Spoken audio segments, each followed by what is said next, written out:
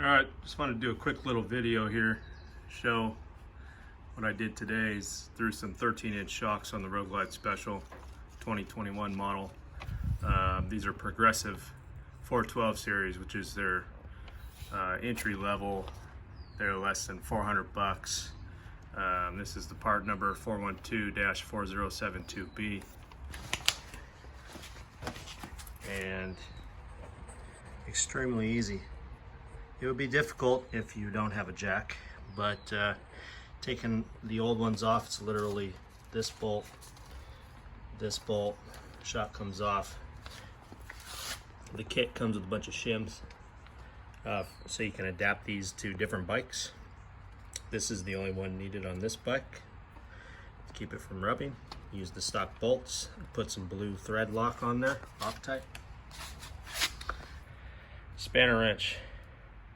Not familiar to anyone who has not had a Japanese bike, but this is pretty much the rear shock setup on a lot of Jap bikes.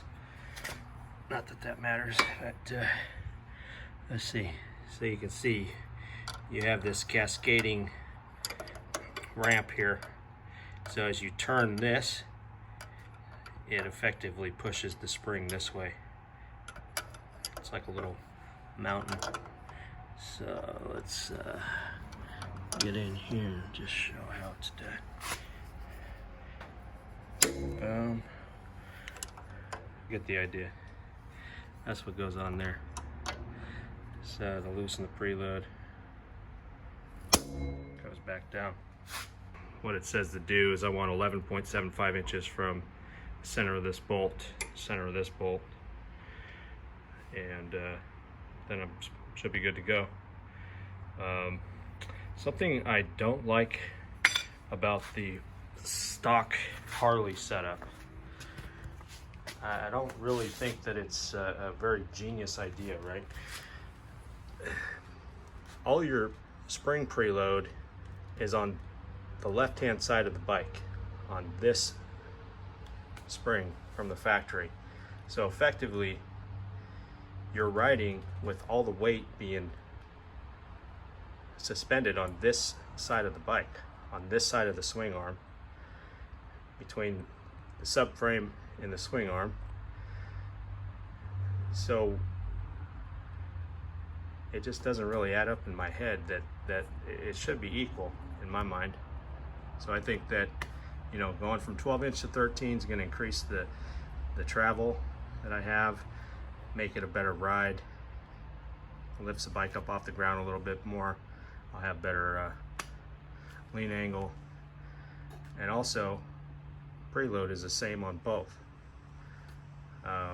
sides of the swing arm. So, and it really kind of made me think when I just removed these shocks. I did this side first. So if you look at the stock Harley springs, this side's little tiny. It almost looks like it could be a valve spring off of a Cummins diesel. I mean, it's piddly on this side, and so that's, you know, it's not very thick, doesn't do much, and it's not adjustable. So I installed this side first. I had to take out one of the bolts on the left side so I could jack the bike up, lower the swing arm, get the bolts to thread. So you would think that the swing arm's level, subframe's level, if I can thread both of these bolts on this side, I could thread both of these bolts on this side.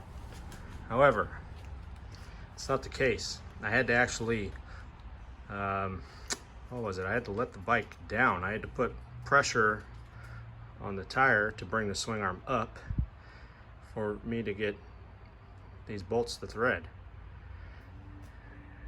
when that side was already threaded, wheels off the ground. Everything should be square. So